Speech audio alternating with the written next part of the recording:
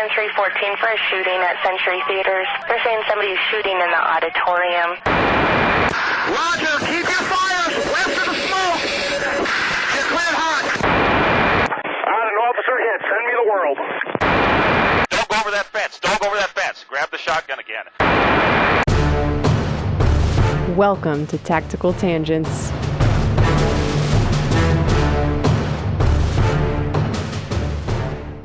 Welcome back to Tactical Tangents. This is Mike. This episode is brought to you by Devos Outdoor, your go-to source for lightweight, portable, and versatile lighting solutions built for the outdoors and beyond. Whether you need scene lighting for public safety emergencies or reliable area lighting for your campsite, Devos has you covered. Their LED lanterns offer variable outputs and color options with Bluetooth remote controls that provide a complete ecosystem of lighting in a compact and easy-to-deploy package. These lights are perfect for camping, hunting, search and rescue, crime scene processing, and nighttime operations. Devos optimizes your experience and alleviates your pain points with extra power banks, solar panels, and more. Devos Outdoor ensures that you have long-lasting portable lighting no matter where you are. Check out their lineup at Devos, D-E-V-O-S, outdoor.com or find them on Amazon. Again, that's Devos, D-E-V-O-S, outdoor.com. This episode was also brought to you by Loa Boots. Start your day off on the right foot with footwear that was designed for those who stand relentlessly in the face of adversity. I wear Loa every single day, for miles on canine searches and for hours on tactical operations in inclement weather. No matter what, Loa keeps me moving. Whether you run, hike, hunt, or fight, on the streets or out in the woods, Loa has the gear you need to help you conquer whatever challenges you face. Go check out their new line of trail running shoes at Loa Boots, L-O-W-A Boots.com, and get outside for some fresh air and daylight. Loa, for those who know where they're going and won't stop until they get there. Jim's been bugging me for a while now to talk about something a little bit more tactical, like police chases. Yeah, I figured we're doing enough episodes about like meditation and healing and zeroing our chakras, and maybe we could do a little bit more tactical stuff here on the Tactical Tangent podcast. Yeah, so some more war stories and stuff. I think that's fair. And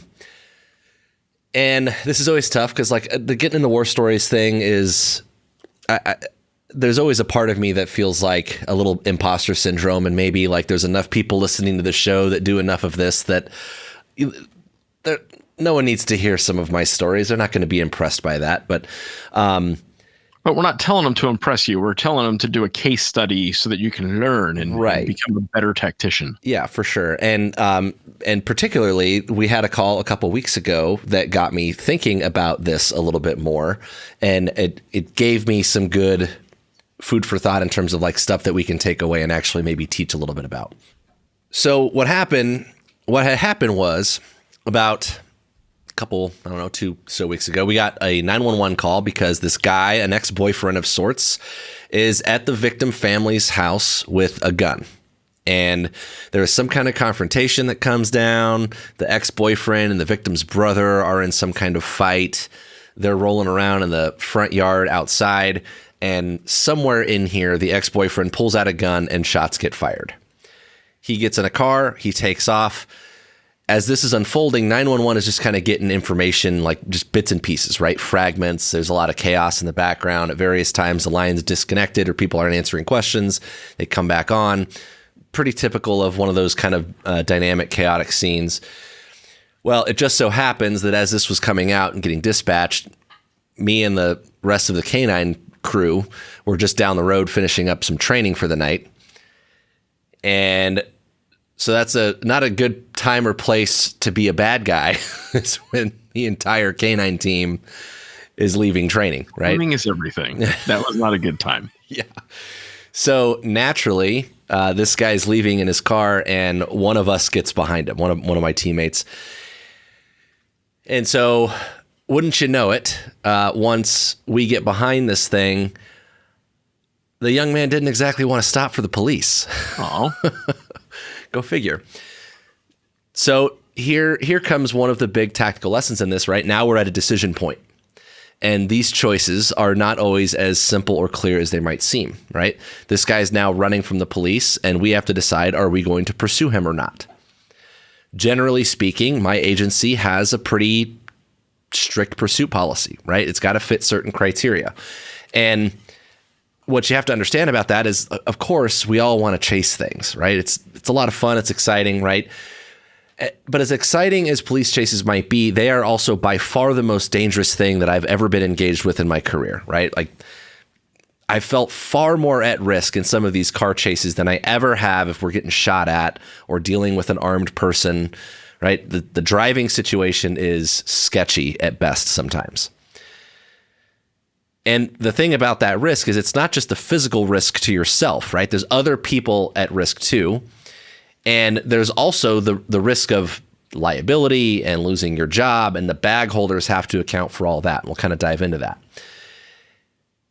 And as much as I want to just stomp my feet and bang my fists on the table about how important it is to go catch the bad guys, oftentimes I also am not the one that has to hold that bag and the liability. I don't have to write that check, as it were. So therein lies the rub, right? Because when things end poorly, and they often do, that's when it comes to a head, and that's when this is all going to get judged, just kind of from the outcome. There's an article put out by the FBI in 2010 that looked at over 10,000 police pursuits, and they looked at this from the perspective of the offenders, the suspects, and also from police officers that had been involved in pursuits. And somehow they came up with this number that about 35 or 40% of pursuits ended with the suspect crashing.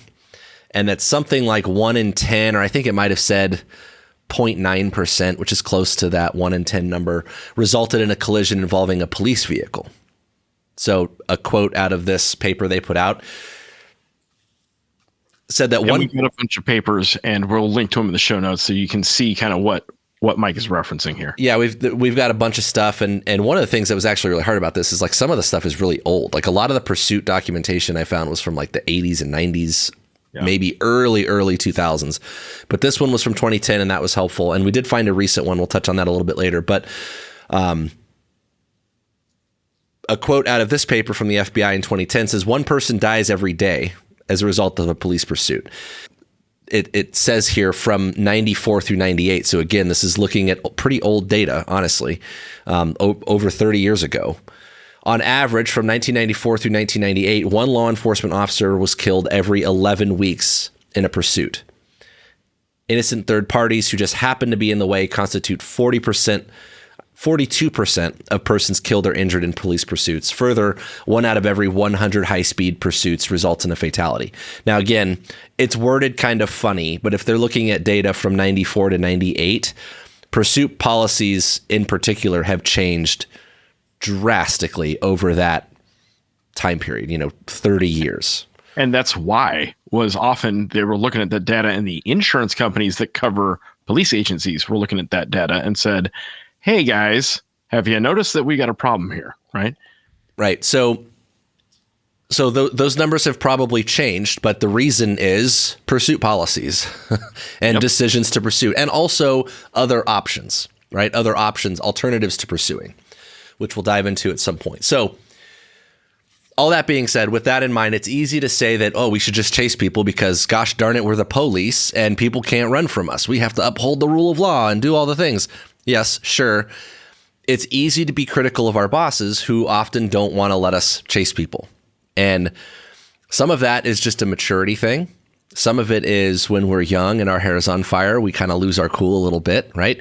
But from a liability standpoint, consider what it means when your job, your house, the financial security of your family, like protecting your lifestyle, all of those things are hanging in the balance of that choice to chase or not. If you look at it from that lens, it's no wonder that our bosses don't want to take that risk and let us chase things sometimes, right? Especially when there might be another way. Oh, and also there's a very real risk of great bodily injury or death to an innocent bystander. Like, it's a bummer your agency might get sued, but if you crash or if the dude you're chasing crashes into a minivan, that may well kill or mangle a family. And I know it's human nature to shrug and put all of that on the suspect, but you got to understand you have some say in how that pursuit goes. In fact, we got a lot of data about that. Well, and especially when you consider that, it's timely that we record this. We had a pursuit last night. It ended up not being much of a pursuit because no one could keep up with this thing except for the helicopter. So thank God they were there. But of the 4 people bailed out of this car at the end of this pursuit, we caught 3 of them. Only one was the one that we were interested in. The other two we just let go.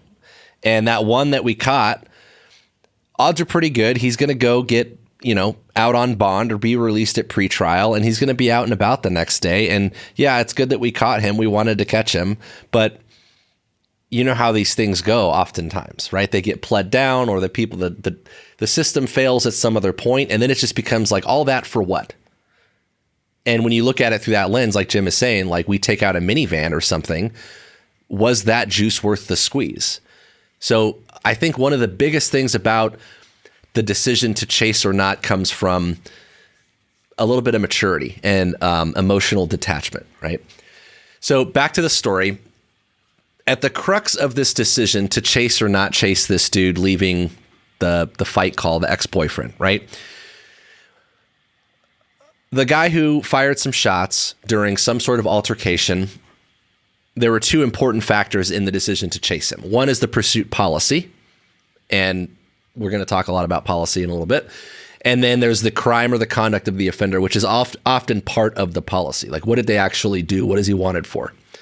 So in this case, we'll start with the crime itself. The information that we did not have at the time was whether or not the guy pointed the gun at anybody or at anything, or if he was just kind of like angry and fired shots into the air. Oh, like overseas, celebratory fire. I like it. Yeah, just kind of, look at how big my wiener is. Bang, bang, bang. I mean, who hasn't done that? Yeah. Now, some would argue, and I would generally agree, that if we have reached a point in some kind of confrontation that we're firing a gun in anger, like whether it's at someone or something or just up in the air, that is criminal conduct that needs to be dealt with. And I think we should handle that pretty aggressively. Like, there's a part of me that doesn't really care where the gun was pointed when it was fired. The fact is, a gun was fired in anger or something to that effect. And I think that's a problem. But that being said, of course, there is still a difference between the two. And notably, at least in my state, right, defined by state law, we're dealing with some different crimes here. One, which fits the pursuit policy that we have at my agency nicely, is aggravated assault with a deadly weapon. And one is like disorderly conduct involving the reckless use, display, or discharge of a firearm. And that's kind of like there's like a fuzzy one in there about discharging in the city limits. They're all felony crimes, but only one of them really fits the classification of a violent felony crime against a person. And that's that aggravated assault one. Yeah, the other is celebratory fire. It's fine. Yeah.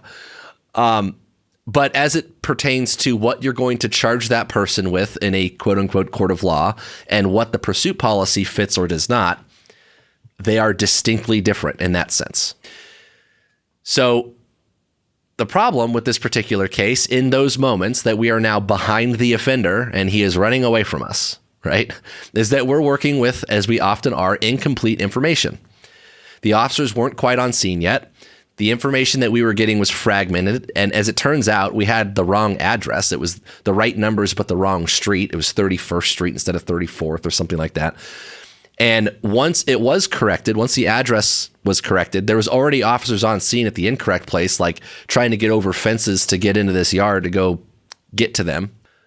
It wasn't communicated once they got the right address right away. And so now we've got a patrol supervisor who's got to make this decision about whether we're going to chase this thing. And he doesn't even know if the call we're going to is like legitimate or not. Think about this in the context of the OODA loop, right? You have fog and friction in the environment. You're getting imperfect information in a very dynamic situation, and you're trying to apply your decision tree, your template to this, right? If this, then this. If it's a violent crime against a person, then I can. If it's not, then I can't. Like, you're trying to apply this template, and it just doesn't fit quite right. One of the secrets to creating paralysis in an enemy is to give them some ambiguity, right? And so consider, you don't want to be the one having the paralysis. You need to make a decision, even in an imperfect environment, even with fog and friction. Yeah, the paralysis by analysis, I think that brings up a good point from an OODA loop standpoint, is like, it's kind of like false positives, false negatives, right? Like if you think about, one of the things that comes to mind is if I'm going to like kick in a door and go force entry into a home, I'm not going to do that because, well, I can't determine that someone in there is not in trouble. Like, I can't say for sure that they're okay. Yeah, you need to at least account for the what if you're wrong. Right. So there's a difference between, well, like, I'm not sure if they're okay or not, and so I have to verify, versus there is very clear indication that someone is in trouble and I must go. Right? Like, that decision should be criteria that I must go versus like criteria that, I don't have enough to say I shouldn't. Those are kind of different things. And in this case, you're talking about chasing a car. We know there's a lot of risk involved there, not only for the officers and the offender, but also for the public, right? So, like, generally speaking, we want clear criteria that you should chase the car if you're going to chase it. Well, at the time you're behind the car and he's accelerating away from you, you're at that decision point. And that's tricky, right?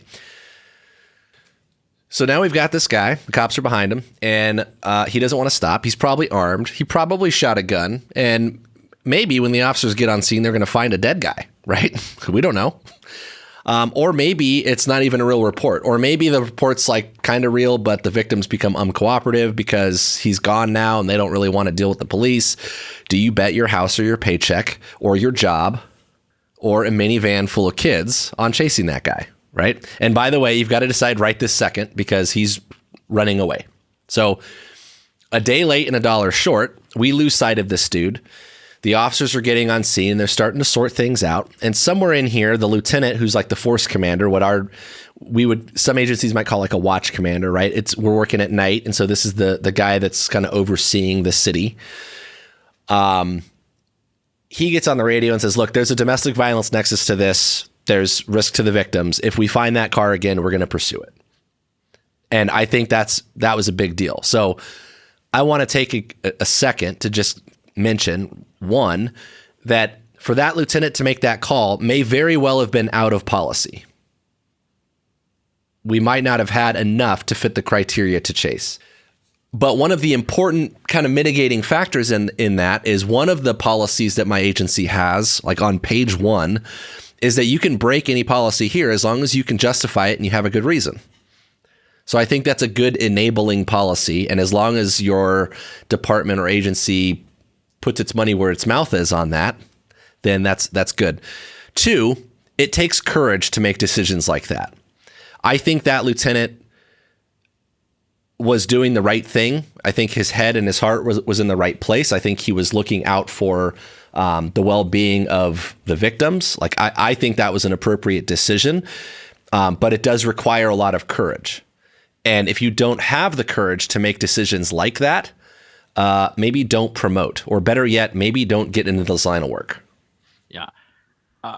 Recurring theme is one of the most important things you can do as a leader is provide clarity to your guys. What he did was a boss move. Yeah. Like, that's what right looks like. And consider we live in an outcome-driven world. We will learn the outcome as we learn through this case, but consider you get judged more on your outcomes than your intentions. And he's going to have to stand before the man on making that call, which was absolutely, I think, the right call on a boss move. Right. And he's able to say with quite a bit of credibility, right, with his experience and time on the job and all those things, that like, hey, look, this is the information that we did have, and also acknowledge that we're dealing with incomplete information, conflicting priorities, time-sensitive decision. Like, the guy is currently running, and we don't know to what extent, we haven't verified the well-being of the welfare of the victims or their family members, right? So like, there is a window that we have to make a decision, and we're not going to give up this opportunity. So I think that's a big deal. So all that being said, we determined that the guy actually did shoot at the house. So we had appropriate aggravated assault charges. It would have been an in-policy pursuit. But we also had gotten the guy's license plate. Ah, sucker. And we were able to find an address in the area where we lost sight of the car. And sure enough, we go out and we find the dude parked in front of his dad's house, standing outside of his car. So you found the dude. So this whole ass story about a police chase, you didn't even end up chasing him. Well, what are we doing here? But there's an important point about pursuits and chases, right? Is that maybe there's another way to catch them. So me and all my canine buddies, obviously, like, we see the rabbit, we want to chase the rabbit, right? Like, guys running from the cops, we're going to descend. We have this information of where he might be. We're going to descend upon that. Yeah, and as we discussed, the entire canine squad is there, right? Literally, yeah, we were all ready to get some on this. So one of the other canine guys finds him out in front of his dad's house, and he runs away. Oh, so you did chase him. See what you did there. But he's not in the car anymore, and that's a game changer, right? So it turns out this dude's dad is like a police chief or something for another agency, like a smaller agency, and dad's not letting him inside, and he's totally cooperative with us. So the other canine guy rolls up. This dude takes off running. He tries to go into dad's house. Dad's like, "You're not coming in here, dude. What's going on?" He goes through the backyard, over some fences, into his neighbor's yard, and he tries to sneak out into the alley where two more of us are. Whoops. And he meets another one of my canine friends and his partner, and then he takes a little trip to the hospital and then to jail. So it all worked out. We found the gun. He ditched it in the yard, in the neighbor's yard that he ran through. So yeah, it all panned out. So let's talk about that choice, right? That decision to chase or not. I think that's kind of the crux of this episode, right? There's a note that I want to hit on here that's just kind of an observation that I think is interesting when it comes to police chases. There's a couple like law enforcement only discussion groups online, like Reddit and Facebook and places like that. And I often see cops from agencies that are looking for a change, and they're going to go apply somewhere else. They're, for whatever reason, they don't feel like their department's a good fit. And so they ask around like, hey, what agencies in this area are good to work for? And there's a really interesting cop phenomenon about police chasing that I think we have to be pretty self-aware about. Is they might ask about the pay and whether you get like a take-home car and special assignments. But one of the first questions they ask is like, are you allowed to chase people? That's what they want to know about the agency they're going to go to or potentially go to. I get it, right? It's got to be really frustrating. You see a dirtbag and he just bolts on you, and your supervisor's like, no, just, go on to your next call. Yeah, like you've got the guy in your sights. Yeah. And you're like, damn it, like I could get this dude. And yeah, I like catching bad guys. Don't get me wrong. I like being proactive. And that's another thing they often look for is like, is proactive work encouraged at your agency, or do they just want you to, be completely reactive? And there's a lot to be said about that. But I think nestled in there is a little nugget about being allowed to chase anything that moves, quote unquote, until the wheels fall off. And I appreciate the enthusiasm. I like chasing bad guys. I totally get it. Trust me. But the self-aware part of this is like, we also have to have some maturity and recognize that this is risky business and people get hurt or killed doing this kind of thing. Yeah. So kind of question one in this is, do you chase? And Mike and my position is that's a deliberate decision you need to make, less than a reflexive decision that is just automatic. Oh, he bolts, I chase. Yes. No, you need to think through this. It doesn't mean you need to decide slowly, but you need to decide carefully, right? And one of my favorite sayings when it comes to fighting stuff is fight relaxed. Learning how to remain calm in a not calm situation is very, very important, right? And it will improve your outcomes in the pursuits. You will get better results if you can fight relaxed. And I think a big part of this is understanding that a pursuit is a thing that you, the cop, are doing. It's a deliberate act and a deliberate choice. So in the studies that Mike and I pulled up on this, we found one study on police pursuits out of the United Kingdom. The Brits, I guess they pursue on the wrong side of the road, but they pursue. And, they've got their whole culture and background and history as far as policing goes. But they had some interesting notes, and we stole a couple comments from them. Said, a term that was frequently used was, quote unquote, being sucked in, so to speak. Described as a total focus or fixation on stopping the pursuit. The role of the operator, which in this case is like the dispatcher or the supervisor, was also seen as important to reset the driver, being the police, the Bobby or the cop, when they appeared to be getting fixated. as in like the cop starts having tunnel vision, just got focused on the car, the headlights, quote unquote, I don't remember seeing anything to the left or the right or ahead of the vehicle, and I didn't manage it at all. Well, that's not good. So some supervisor somewhere needs to catch on to that, right? So the control room staff, which again is like some sort of dispatch supervisor type, felt that they could detect that and try to manage it, or if they needed to, would terminate the results altogether, or terminate the pursuit altogether. It was felt that there were layers of protection against drivers getting too sucked in or experiencing what they called red mist. Now, in my world, red mist means something totally different. The Brits. Yeah, but the Brits describe that as like, seeing red or, going into the red zone, whatever. And they would describe, like, you can hear the voice of the driver, the officer, like they're screaming or they're too panicky. And it would come through the transmissions that we're hearing shouting or we're hearing something in the background that we're not happy with. And then we'd say to the driver, hey, you're getting too drawn in. You need to terminate for the safety of officers or the safety of the public or of the vehicle being pursued. So again, the role of dispatch and the role of supervisors in this decision, and recognizing when you have an officer who is not fighting relaxed and gonna get you a bad outcome, right? So key question, when do you chase? Understand you and your supervisor are making a cost benefit and a risk decision, and you're doing it on the fly. Now, deciding quickly and deciding deliberately are not mutually exclusive. You can do both, but you got to think through it, right?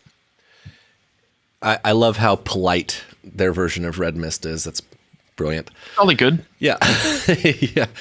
No, I think, and this is going back to when your boss is going to hold that bag and we get mad that our bosses don't want to let us chase. And it's easy to be like, oh, they're a coward or they lack the courage and all that. And it's like, well, yeah, if your paycheck and your livelihood is in the balance and it's not your performance that's going to dictate the outcome, right? If you're the supervisor, it's not whether you can safely do it. It's whether you trust your rookie.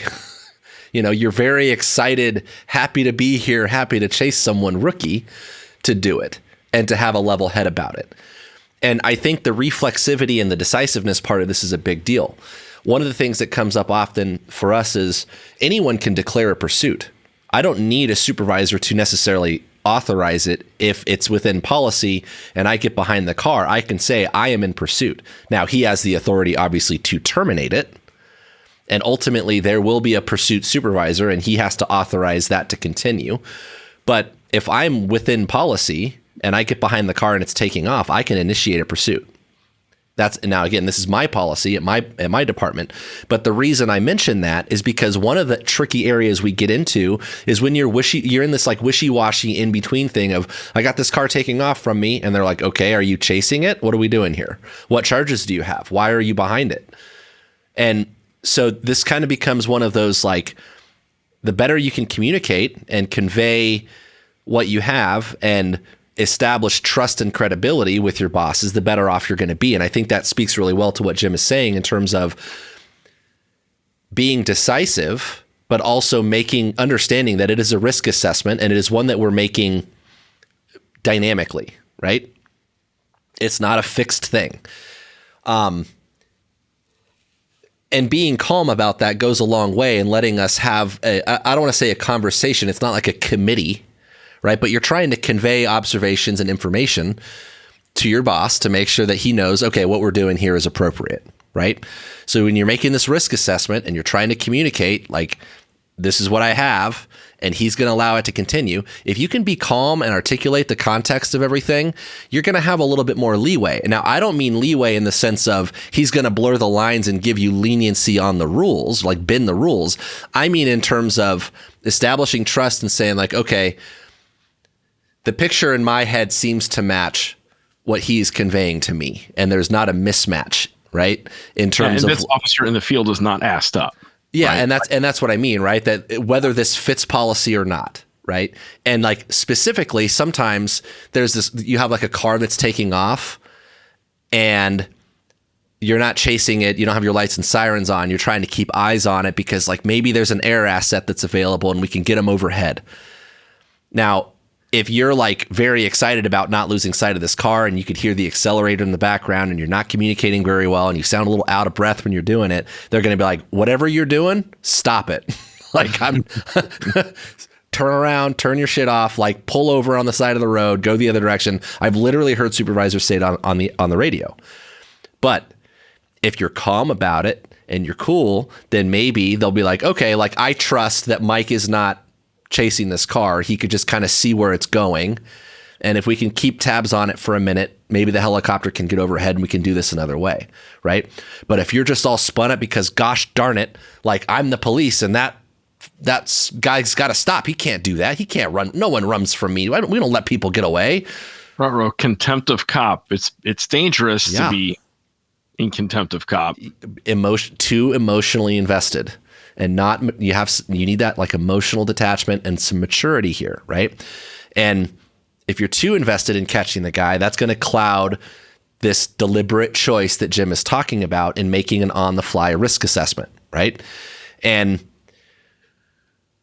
I get it, right? There's a lot of discussion that happens among me and my peers about like, well, what if we don't chase the people? We're going to condition people to get away. We're just going to teach them that they're allowed to run from us. And then they're just going to keep driving crazy because they know we're not going to chase them. And I think there's some validity to that. I mean, hell, the policy's on the internet. Like anyone could go and read that what we're allowed to chase or not if they wanted to. Yeah.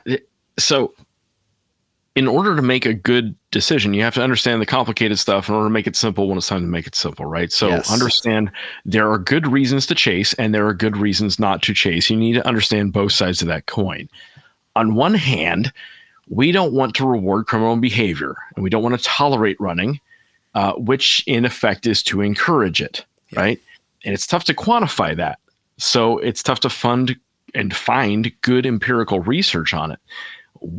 Mike and I, found one source that represents a group of cities in Washington state. And it said, right now, too many suspects are simply driving off, sometimes in a dangerous manner, because they believe that they cannot be pursued. This makes our residents feel unsafe. And in a recent poll of 500 likely voters from across the state, 79% of the residents indicated their support for revising the restrictions on pursuits to use a reasonable suspicion standard. In that same poll, 86% of the residents said that their highest priority for the city government was public safety and crime reduction. There are good reasons. Yeah, and for a little bit of context on this, where this letter came from was after some 2021 legislation. So post 2020, George Floyd, all of that, Washington passed some big sweeping law enforcement reform legislation that essentially said police are no longer allowed to chase people. And what this letter was encouraging was to undo some of that. And a lot of the people involved in those efforts have since come forward and said, we screwed that up. And so Washington is now trying to undo some of that they did back in 2021, is my understanding. Yeah. The other good reason to chase is that this might be a dangerous criminal, and letting him go means letting him go and do more dangerous criminal stuff, maybe even in the next couple of minutes. Now, what are the odds? You're probably not pulling over Charles Manson. You're probably not pulling over Ted Bundy. You might be. But more often, why are these people running? Well, they're running because they've got like a dime bag of oregano, or they've got, unpaid parking tickets and a warrant for it, right? Or they're just scared. Yeah, and this is one of the things that's a lot of my colleagues will kind of, bang their fists on the table about, right? It's like, we have to catch the bad guys. Like, what are we supposed to, this is our job, is to catch bad guys. And if we don't chase them, we're not going to catch them. And one of the things that this kind of forces us to do is to look at alternatives and try to find another way. And this is a good example of this. Sometimes you have to work smarter, not harder. My story that I'm telling you here is like the car registration led us back to the guy and we still found him. Now, a lot of times that is not the case. A lot of times the car registration returns somewhere completely different. It is not a given. Right. And the guy might not go home even if we do have the registration. A lot of times it doesn't work out as neatly as it did this particular time. In fact, I would say that this example is the exception and not the rule. But the point is, consider what else you can do. And one of the key points of the decision to chase or not is whether or not a follow-up arrest is possible. If the ex-boyfriend, who is a known person to the victim, right, like they're going to have information on where this guy might live, where he hangs out with, who his family members are, if he's working, what kind of car he drives, all these things. So the likelihood of being able to find this guy in the future is a lot higher. And this is something that's actually outlined in our policy, and I think most policies these days, is if we know who the person is or we're able to find out, we could track them down another way, right? Then there's things like maybe there's air support or a drone or GPS tracking. Like there's all kinds of opportunities potentially to catch him another way. And that forces the discussion, right? So to Jim's point about maybe he might do something dangerous in the next few minutes or before we can get a hold of him. If we need to arrest him right this second, that is an important thing that we have to consider. Or can we get him later? Is that okay? And there's usually some clues that you need to handle him right that second, right? If you do have something telling you, hey, get this guy, well, that simplifies your decision making. Now, the other side of this, the other hand, there is pretty solid empirical evidence telling us that chasing tends to trigger and prolong dangerous behavior. Let me say that again because it matters. There is solid empirical evidence telling us that chasing, the decision you're making, the act you are taking, tends to trigger and prolong dangerous behavior. The suspect runs not for the sake of running, but because he's being chased. There's real psychology at play here. Mike, when you catch a guy and you ask him why he ran, what does he say? Often it's because they're scared. And if you think about, now they have a reason for running. There's always a reason. And this is important. People don't just run, like that's not normal, right? Like normal people that are getting pulled over by the police, pull over. If you've got some kind of guilty conscience because there's other things that have happened, that's what might lead someone to try to run or get away. But the important part of this is it's often not a rational or conscious decision. It's survival oriented. It's fight or flight, literally. They run because I was scared. It's reflexive, which is what we should not be in the decision. There are things that we should do reflexively, right? Our gun goes click, we tap rack or just rack or whatever. But there are things that you should do, right, reflexively, but there are things that you should do deliberately. Chasing is one of them. But often these guys are in that fight or flight mode. It's survival oriented behavior. They're not making a good deliberate decision, right? They are choosing, they're not doing a risk assessment. They're running because, oh, I was scared. And then a lot of times if you don't know why they're running, now it's different if like they just left the scene of a shooting. Well, okay, I have a pretty good reason. And the stakes are high for them because they're going to probably go to prison or whatever. Yeah, but then you have usually a context clue, right? There's a report of a shooting in a matching car, and okay, now I've got a good reason to chase this dude. Right, but I'm not pulling him over for a broken taillight. But a lot of times it's the broken taillight or speeding or whatever, and maybe they're drunk, maybe they have a warrant, maybe it's whatever. But you know how many times we get a hold of those people after they run, and it's like a bullshit warrant. They're like, I had a warrant, I want to go to jail. It's like, yeah, you're a misdemeanor warrant that we probably wouldn't even serve half the time. We'd be like, hey, you got a warrant. Like, we're not going to take you in on it tonight. Get it taken care of. Like, not always. You might go to jail for it, but it's not the end of the world, probably. But a lot of times people run for stupid stuff all the time. So one blurb that we pulled from the National Institutes of Justice data, they did a cluster of interviews with suspects who had been in chase and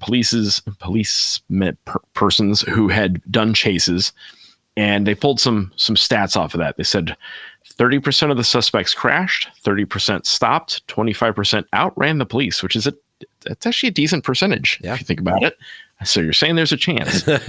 And they asked them why they fled. 32% were driving a stolen car. 27% had a suspended driver's license. Seems like a stupid reason to flee.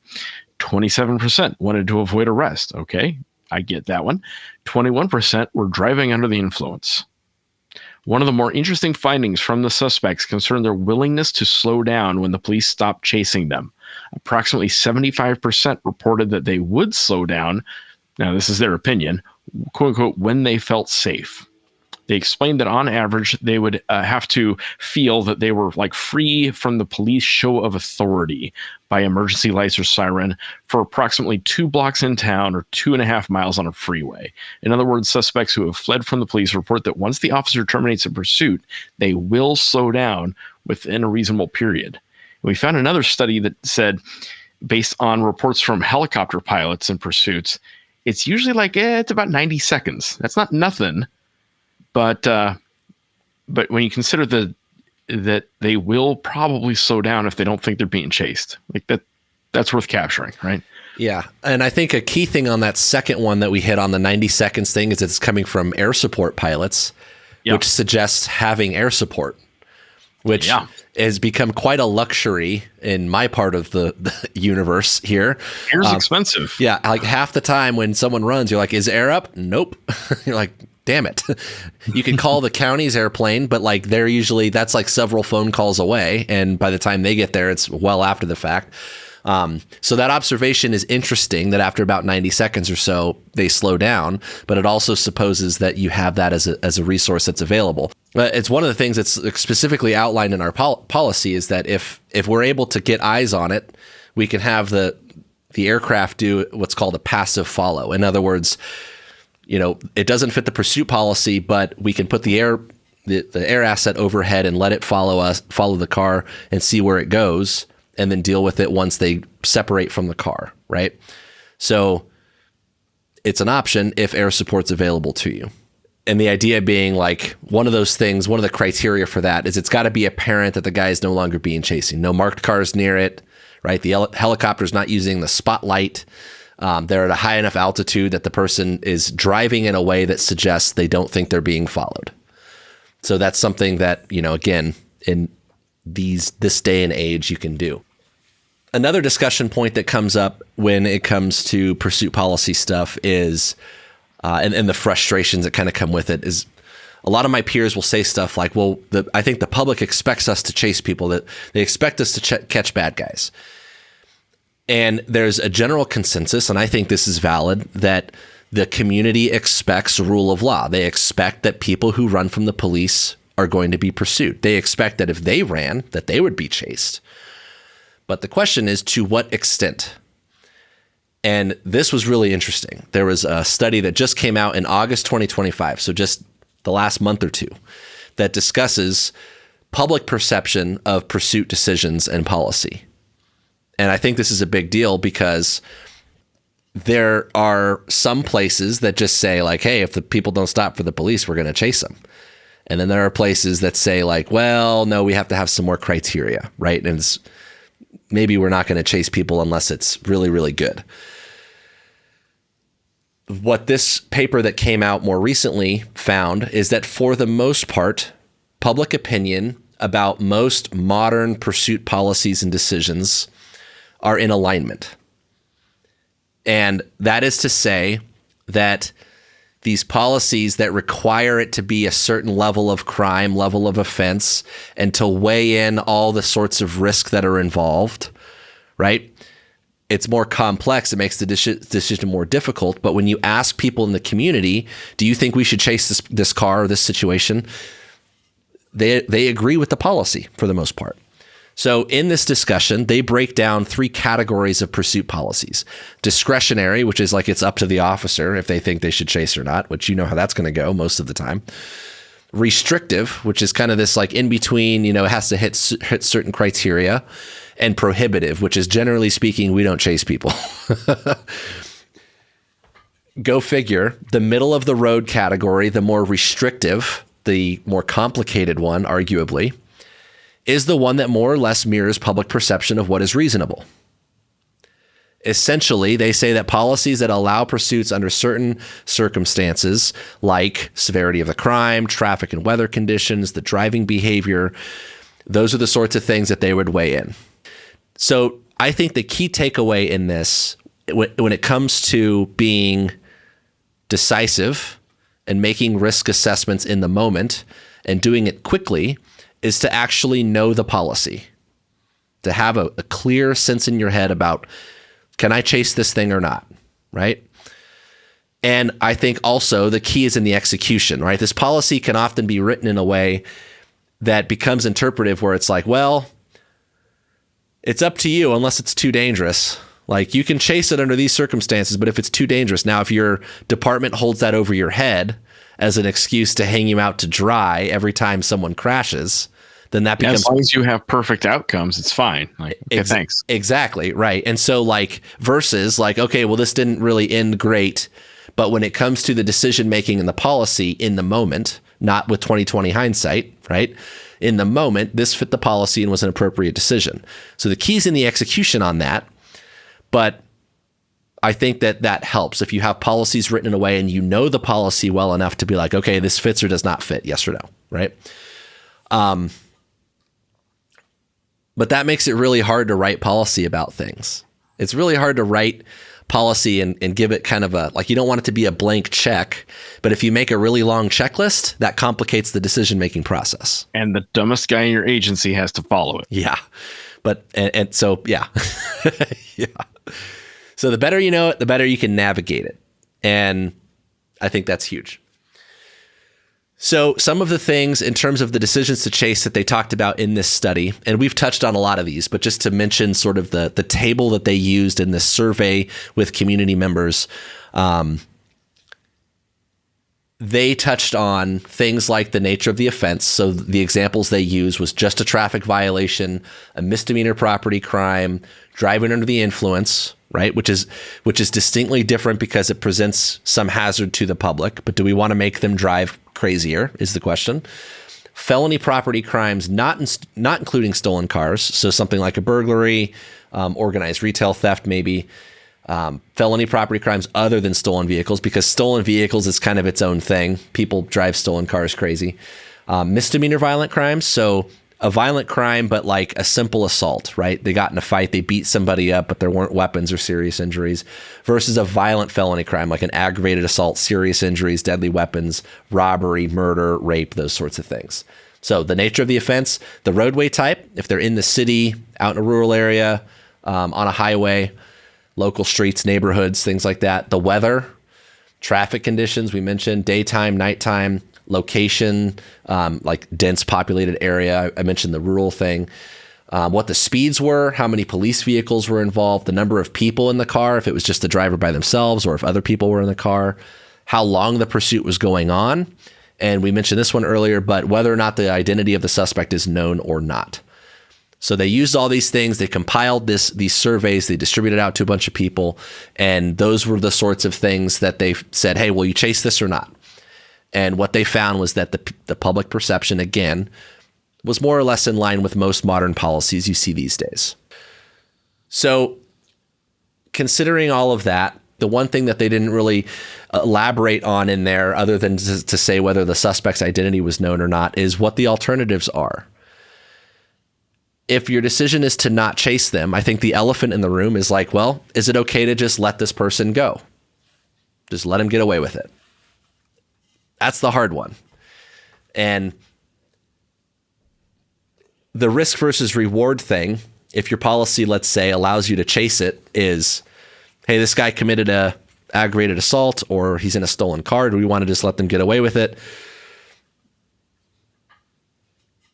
That's tough, right? We have a saying like you have to risk a lot to save a lot. And so as much as I like putting people in jail, at what expense?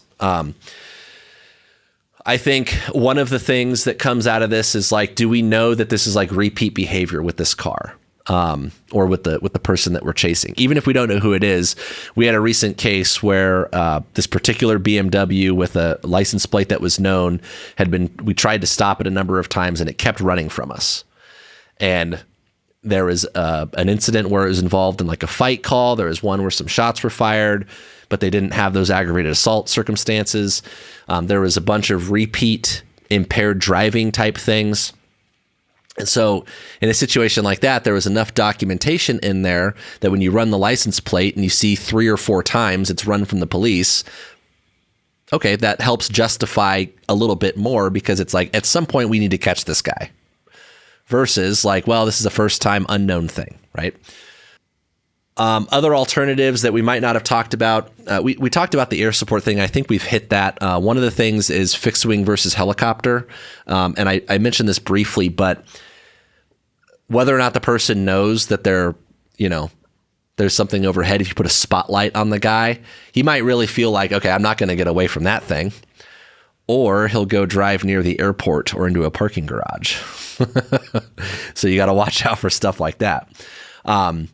Fixed wing assets versus helicopters. A lot of times the helicopters run out of gas faster. So you drive around the city long enough and they're just going to go, wait them out.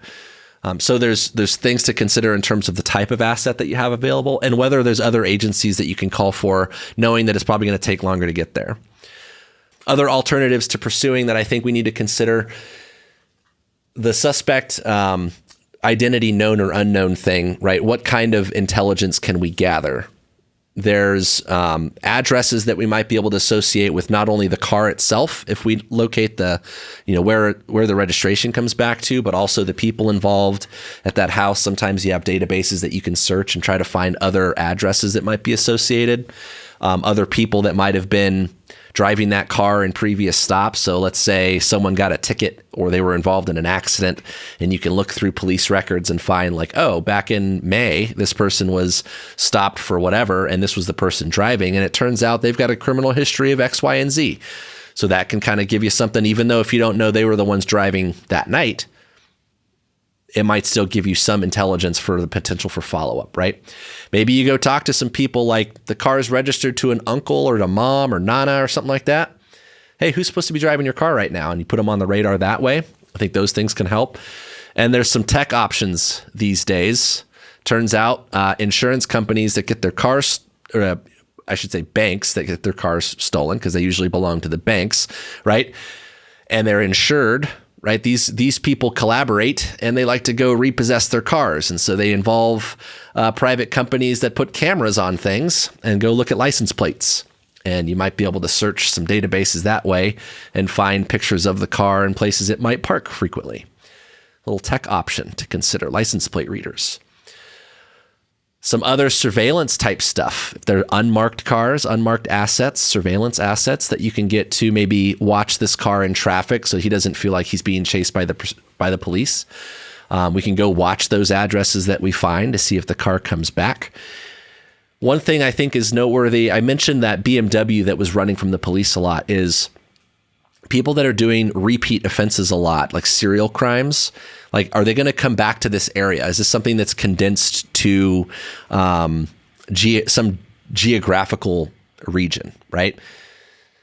A lot of times if, like, let's say a robbery happens and you get kind of a vague vehicle description, that first one you might not get a lot, but if they keep doing it over and over, the intelligence might build, right? So think about other opportunities you might see that car or cars like it again. So you have tools and tactics in place to not chase, right? That's what we just addressed. Is you've got, you're not just letting him go, right? You are letting him go with a big asterisk. Yeah, you're free. Go be free, little criminal. But we're going to get you. Yeah, and so I think this is really, really important from a decision-making OODA loop standpoint, right? Is cops get frustrated because they're told you're not allowed to chase things. But consider the decision to not chase has forced us to, I mentioned those statistics from the early mid 90s, right? And hopefully pursuits and this business has gotten safer since then. Hopefully we have fewer pursuit related fatalities since the 90s because we don't chase as much. But consider what that has done for us in a positive way. It's also helped us evolve and develop all these alternatives. If the only answer we ever had was to just chase it until the wheels fell off, we kept doing the dangerous things, we haven't gotten any better at our jobs. Instead, we've learned how to outsmart it. And it's given us more options to catch people. Not only are they safer, but also we're not going to catch up with every car, with every driver. We're not always going to be able, even if we're allowed to chase, we might not catch it. And so we need those alternatives. 25% get away, according to the stats that we just read off, right? Yeah. So Also consider you've got partner agencies, and some of those agencies have different policies. Some of them are allowed to chase. Some of them are allowed to pit when you're not, right? So using the bro network, agency to agency and jurisdiction to jurisdiction may help. Yeah. The county, some of the county guys. You're your Huckleberry. Right? And their pursuit, the sheriff is an elected position, so their policies change season to season, right? But they'll poach. They're like, hey, the city just had this car run from it.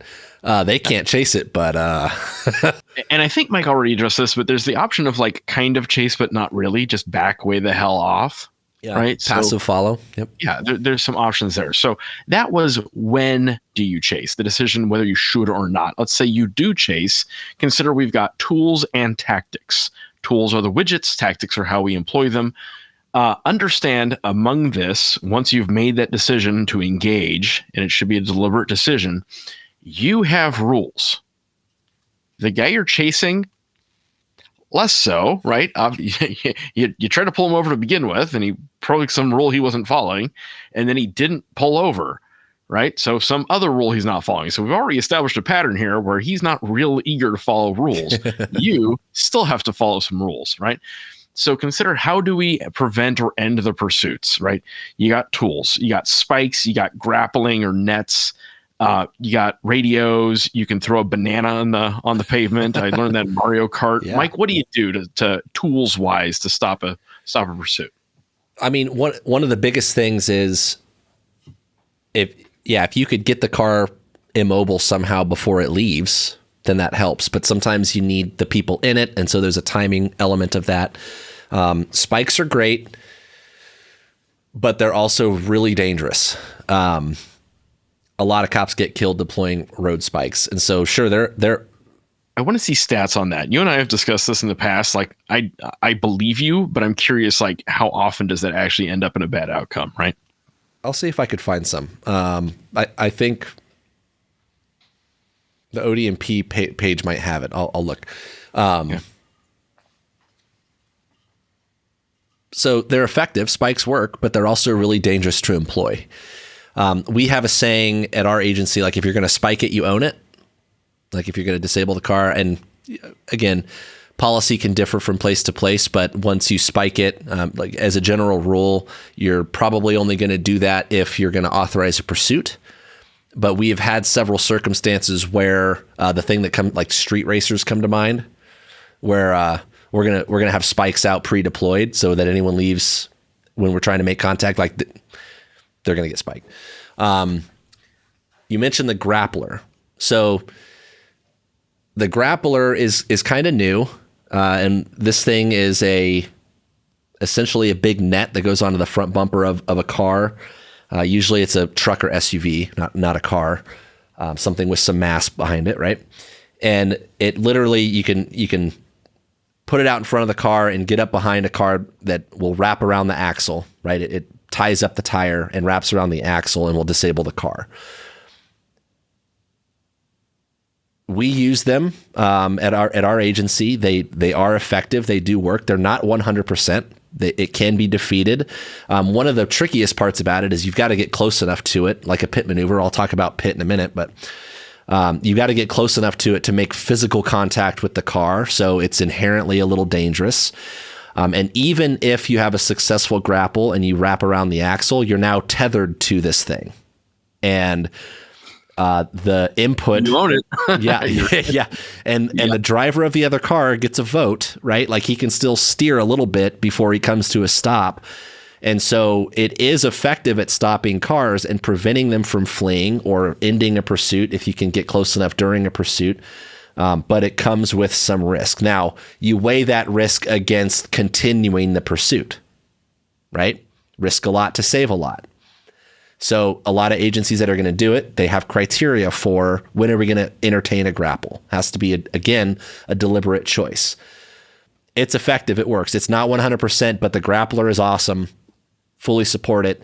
Just know that, it's it can get a little Western. We've seen it get a little Western. And not just for the person tethered to it, also for the public. We've had cars veer into opposing lanes of traffic post-grapple.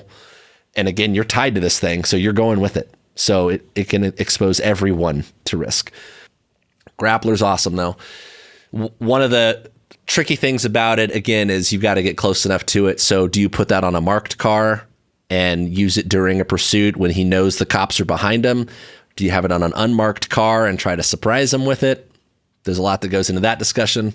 So there's all that, right? And the radio piece. I mean, one of the biggest things I think when it comes to the radio thing, because again, we end up in this wishy-washy, like, are we going to chase it? Are we not going to chase it? Are we going to continue chasing it? And that's the communication. Everyone gets excited when a pursuit happens. The helicopter's talking, you're talking, the supervisor has questions, and we still got to talk about, like, if these guys crash and bail, we have to coordinate our response. And I think the key thing to talk about when it comes to the tool and the radio is the incorporation of all those resources, and also the trust and the teamwork side of things, and realizing that it's not an individual sport. Like, this is a team sport and we have to work together. And so your communication has to make sense of that. Earlier, Jim mentioned other agencies. And so if you start interacting or integrating with other agencies, is your communication all going to work? Does everyone use the same codes? Do they talk the same way? Do you know each other's designators and the way you speak? You know, there's all kinds of stuff that comes into play with that. Those are things that you can have figured out ahead of time. So that's the tools. Separately, you got the tactics, how you employ your tools. For me, one of the big ones is air integration. So yeah, the airplane is a tool, or the helicopter is a tool, but how you work with it, I think, matters. And I think a big part of that, as an air guy, is one of the things I bring you is I can take some of the pressure off of you on the ground, right? The guy calling the fight isn't trying to dodge minivans while he's calling the fight, right? Well, and I don't have to be as close, because if he rounds a corner, you're not going to lose him. I don't feel like I'm going to lose him, right? So there's that side of it. It also gives the air guys literally have a balcony view, and so they have a level of detachment, right? That helps quite a bit in terms of managing the big picture. Yeah. One of the debates that's come up with this at times is our helicopter has been given the equipment priority, I guess. There's a programming thing in our radios that essentially will let them kick us off the radio to talk. I like that. You would. And I, as a general rule, I don't hate it, but it also relies on the person on the other end of that radio to know when to shut the fuck up. So what I mean by this is, like, the air guys can be narrating and calling the pursuit. And if people are talking on the radio and they need to be like, guys, shut up. Like, the guy just did this. The thing that comes to mind is that San Diego example. You hear it in the intro of our episode every time, right? Where the guy's got a shotgun on the other side of the fence and he's like, don't go over that fence. Don't go over that fence. The philosophy of giving the aircraft the power to talk over anybody was that. I like that. However, at times there's things happening on the ground that they can't see, right? And if I'm the guy standing face to face with this problem, like, I need to be able to, and this actually happened to me literally last night, actually. We had a pursuit that ended. These guys bailed out of the car into an apartment complex. I'm out with my dog looking for the guys, and I had a dude come out around a corner, see us, and and run the other way back towards the parking lot where other officers were. And I was trying to get on the radio, and I kept getting, we call it bonked, right? Where I try to key up, but the channel's closed because people are talking. And I'm like, give me the fucking radio, people, like, bonk, bonk, bonk. And I finally get through, and I'm like, runner southbound, center of the complex towards the parking lot. Fortunately, the people who were out there had their head on a swivel and were able to grab the guy. It worked out. But perfect example of, like, air wasn't able to see that, because they were between two close buildings on the other side of the orbit. This guy was face to face with me, and now he's running towards other cops. And I couldn't call that out because I was getting talked over. So, but that's, again, when it comes to tools and tactics, those are the sorts of things that kind of have to get worked out, and you have to know what you're working with.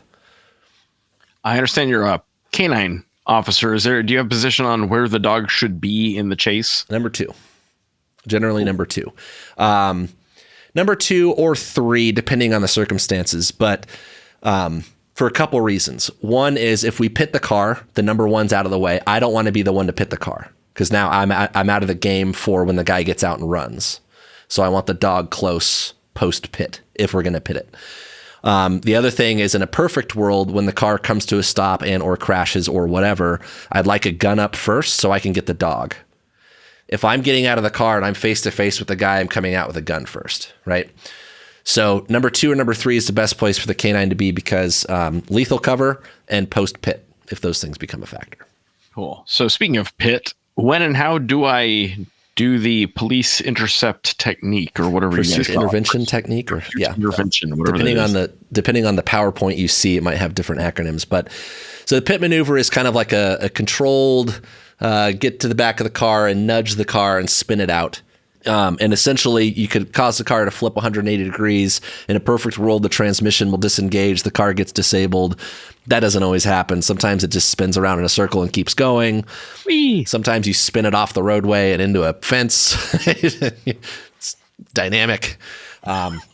But, again, risk a lot to save a lot. This is a way to potentially end a pursuit. A lot of agencies, usually there are limits. There are some places like, I don't know, maybe in the South or different parts of the country where they'll pit on a 2-lane at whatever speed. Got you good. Best of luck. But, if it ends the pursuit and reduces the risk to the rest of the public, maybe. The biggest thing limitation-wise for the pit is, again, you have to get with physical contact with the car. So you got to catch up to it. And then usually there are, again, speed considerations you want to make, geography considerations you want to make, right? You don't want to necessarily crash them into other people or cars. You also, it's a controlled technique. It's not a ramp. You're not just running the car off the road. Now, there's a time and a place to run a car off the road. We've done that. That's a different technique. Not a pit. That's not a pit, right? No, we had a guy who had shot at the cops, and he was getting on the freeway in opposing lanes of traffic, and 2 very heroic, very squared away dudes in one of our SWAT rides ran that motherfucker off the road, and he got out and ran and got dog bit and survived. But the key in that is potentially that guy could have got killed, right? And so now you're talking lethal force. You're talking about a level of risk of injury to the person. But in that circumstance, he was in opposing lanes of traffic on the freeway. The risk to the public was extreme. The risk to the officers was extreme. You could justify killing that dude to end that, right? A pit maneuver properly conducted mitigates some of that risk. And so if you're going to employ... That's the whole point of it, right? Is that it is intended to be a mitigating maneuver. Right. So it's a technique. Yeah. It's not a Leroy Jenkins thing. And so you have to do it carefully. Yeah. So we've addressed whether you should chase. We've addressed how to chase, right? So the tools and the tactics. I think there's some value here in some sort of information operations to discourage and deter chases. I think the message, you might beat the rap, but you're not going to beat the ride, is a useful information operations message, and one that you can reinforce through the successful chases to arrest that you do have. I think in a future episode, Mike, we should do some discussion about the non-standard chases, maybe a case study on the dude with the tank in San Diego in 1995. I think we should do maybe an episode about the killdozer guy, Marvin Heemeyer. I think chasing semi-trucks and motorcycles is probably a good discussion. So I think in a future episode, we're going to talk about that. And if our audience has opinions about which one we should do, hit us up in the comments. So big picture, we're not saying you should or you should not chase people. That's not the point. The point is, if you're going to chase people, you need to chase them to a good outcome, and a deliberate decision on that, balancing risk, is how you get there. And understand there are real consequences, and it really does end up in bad outcomes on a fairly regular basis. It's easily one of the most dangerous things that we do, like I said. Yeah. And what we're trying to do here, I know it might not sound like it. It might sound like we're discouraging chasing. No. And I'm here to tell you, like, pursuits are they're exciting. They're a lot of fun. I mean, I'm never going to look away from a pursuit if I can get involved. I'm there, right? That's not what I'm saying at all. But what I do want is to inform your decision making. I want you to recognize the risk, the complexity of it. I want you to learn how to mitigate it the best you can. And I want you to be able to stand up with that moral courage to say, like, no, we need to stop this guy. And we're willing to risk a lot to save a lot, right? And when it comes down to it, I also want you to know, like, what alternatives are and what you can do in lieu of chasing when that's appropriate and safe and the most reasonable thing to do. Because I also want to see you go home to your family. And I don't want to see any innocent people get killed over this. If it's the guy that just killed somebody or shot at the cops or something like that, absolutely. Like, all in, right? That's what we signed up to do. I'm here for it. But if it's just the guy that's probably just DUI or did something stupid, got a misdemeanor warrant, like, we'll get him. His luck will run out. He's not worth dying for. He's not. And we've got a saying in EMS and lifeguarding back in the day when I used to do those things when I was younger. We used to say this thing, it's not your emergency.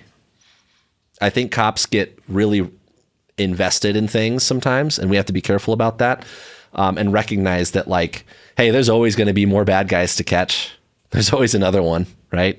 And, like, you could catch that guy tonight. He'll probably be out tomorrow. So just recognize that and weigh that into your decision making and play it safe. Be safe out there. Be smart out there. And if cop tries to pull you over, just go ahead and pull over. You might beat the rap, but you're not going to beat the ride. All right. See ya. All right, guys, that's all we got for tonight. This episode is brought to you by 09 Holsters. We talk a lot about people, ideas, and hardware on this show. So when we invest in equipment, we always think in terms of experience first. 09 is helping you figure out how to carry the gear you need to be effective. They are built by cops, for cops, with a minimalist design and bomb-proof durability. Radio cases, flashlights, body cameras, even canine remotes, you name it, 09 has been filling a void in tactical duty holsters for more than a decade. Go see what they offer at 09 Holsters. That's ZERO, the number 9, holsters.com. 09, built to win the fight.